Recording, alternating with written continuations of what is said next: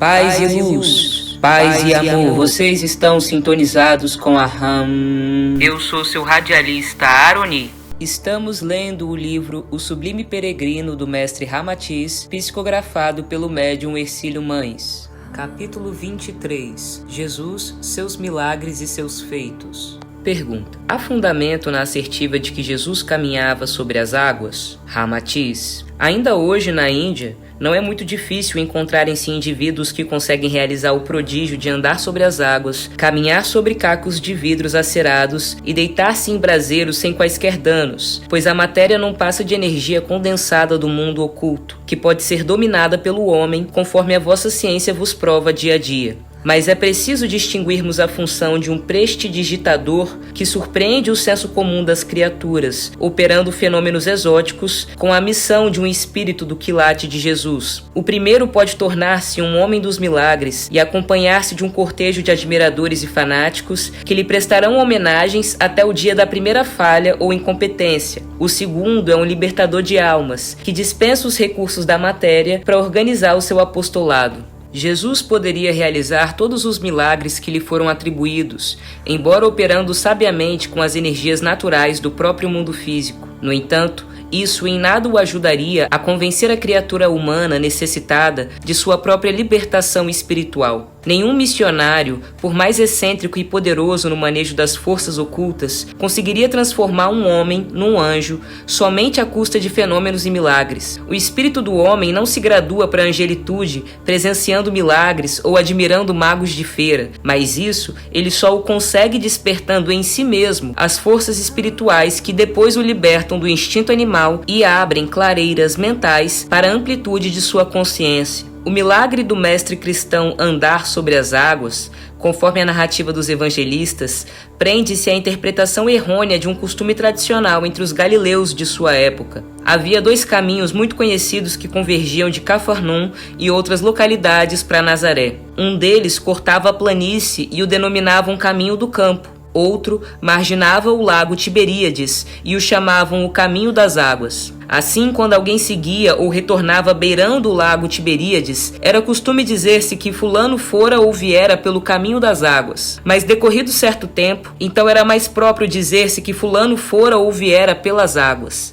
Desse modo, quando Jesus retornava com seus discípulos para Nazaré, era muito comum anunciarem que o mestre vinha pelas águas. Isso fez com que a tradição religiosa trouxesse até vossos dias a lenda de que Jesus andava sobre as águas. Pergunta: considerando que Jesus, há 2000 anos, fez curas de resultados absolutamente positivos, qual o motivo de alguns médiuns atuais fracassarem e não conseguirem iguais efeitos curativos, embora adotando os mesmos processos usados pelo mestre cristão? Ramatiz: nem todos os enfermos elegem-se realmente para serem curados. O doente deve ir ao encontro do curador e tornar-se eletivo à cura, quer seja submetido à terapêutica dos encarnados ou dos desencarnados, pois ela depende da maior ou menor eclosão das energias de ambos, enfermo ou curador.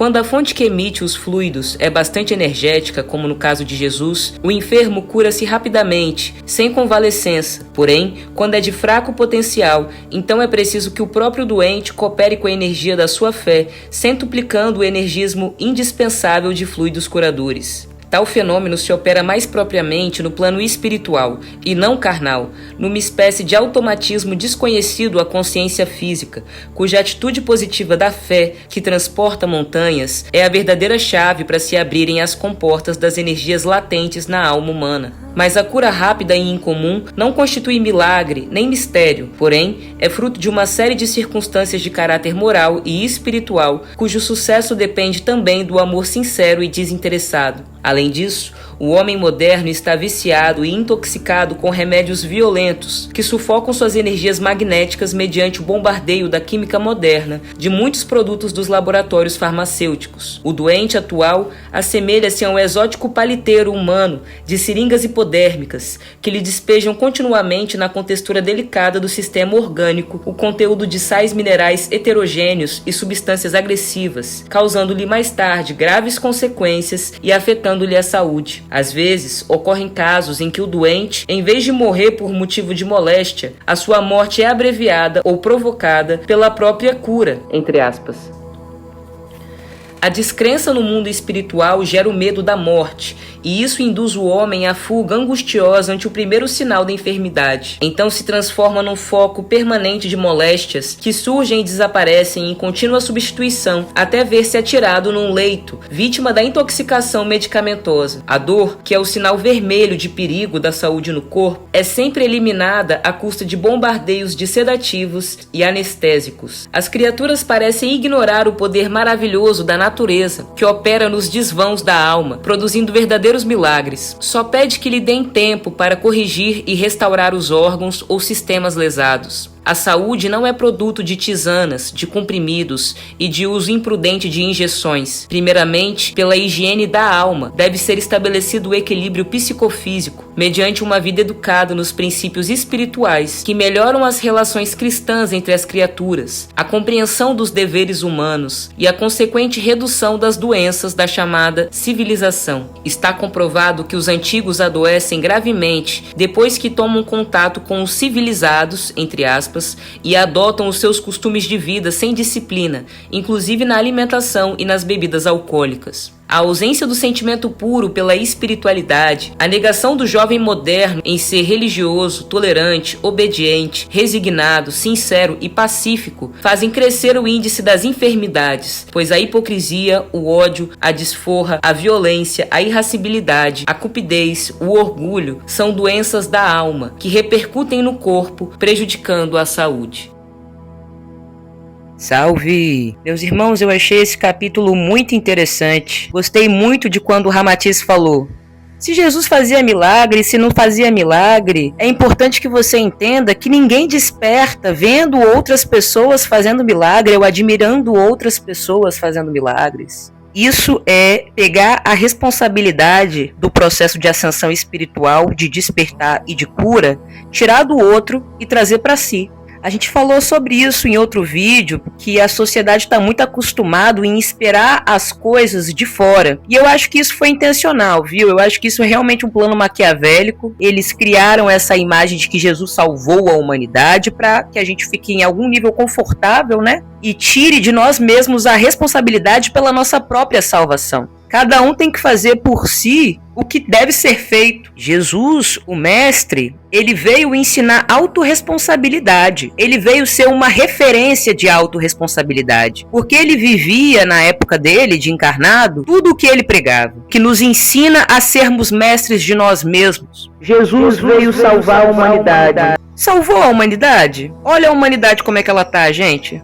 Vocês acham que ele conseguiu salvar a humanidade? Pensa aí, me diz aí. Me diz aí se a Igreja Católica está realmente salvando as pessoas. Me diz aí o que vocês sentem em relação a isso. Vocês se sentem salvos? Como é que tá a vida de vocês hoje? Bem-estar físico, emocional, mental e espiritual. Tá tudo bem por aí? Vocês se sentem salvos? Agora eu posso dizer uma coisa. Se cada um investe tempo e energia no próprio processo de cura, no próprio processo de amadurecimento e estudo de si, expansão da consciência, se cada um foca na sua própria libertação, a probabilidade de vocês se sentirem salvos de coisas que hoje atormentam a própria mente de vocês, que atormentam a mente do inconsciente coletivo, que atormentam a mente da humanidade, é maior. Se cada um fizer por si, cada um se liberta. Eu já ouvi de um preto velho muito sábio, aí Joaquim de Angola, num momento em que eu ainda estava na escuridão profunda da alma, de que eu realmente tinha que cuidar mais de mim, focar mais em mim,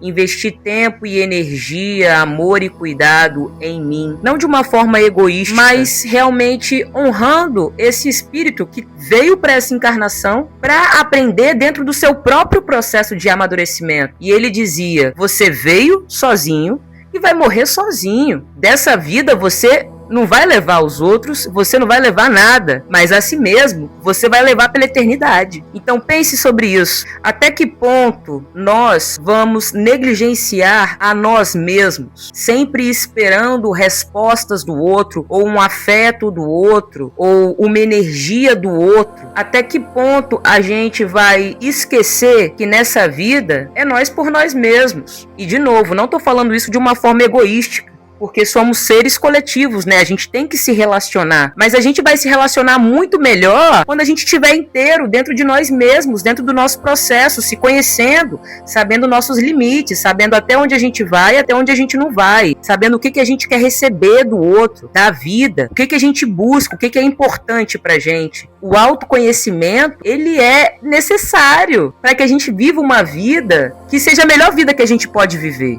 Mano, não tá escrito o quanto que eu já me lasquei nessa vida, aceitando os dogmas da sociedade, aceitando inconscientemente os dogmas da família, honrando inconscientemente valores ancestrais que não mereciam ser honrados, que mereciam ser transformados. Essa é uma sociedade forjada para fazer com que o ser humano, ele tenha pouco tempo para se conhecer. Desde pequenininho a gente já é moldado com muita coisa. Jogam informação e valores e condicionamentos pra gente desde muito cedo. Cada um no seu tempo vai ser jogado no mercado de trabalho e aí menos tempo ainda esse indivíduo tem pra poder focar em si. Veja, focar em si não tem nada a ver com trabalho, carreira, profissão ou uma ambição ou um objetivo ligado a isso, assim. Focar em si, que eu digo, é simplesmente viver a si mesmo. Simplesmente ser. Por um acaso você já foi, você é, sem preconceitos, sem tabus, sem condicionamentos que te foram herdados pelos ancestrais, pelo sistema, pela sociedade, pela família, pela religião, pela escola, pela faculdade, pela academia, pela política, pelo contexto social que você viveu. Sem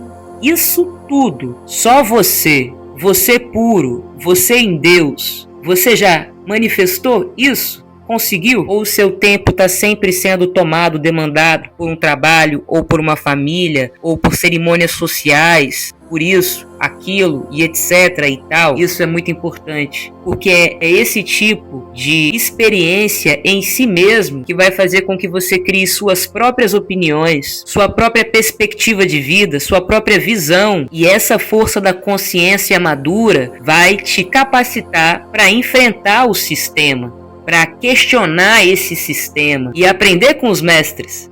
E isso liberta. Você desperta e você percebe que a forma que a gente está vivendo a nossa vida, por exemplo, que a humanidade está escolhendo viver a sua vida, não é sustentável e não é saudável para ninguém.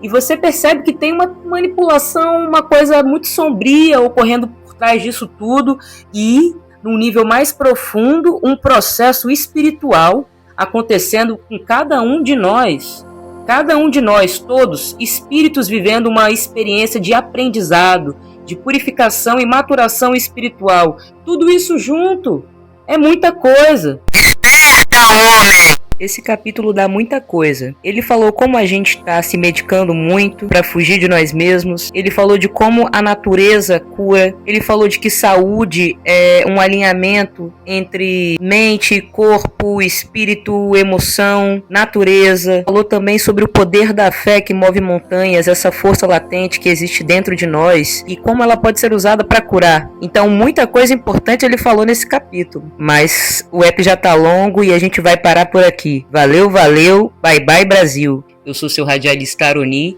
vocês estão sintonizados com a RAM. Na Marie, câmbio, desligo.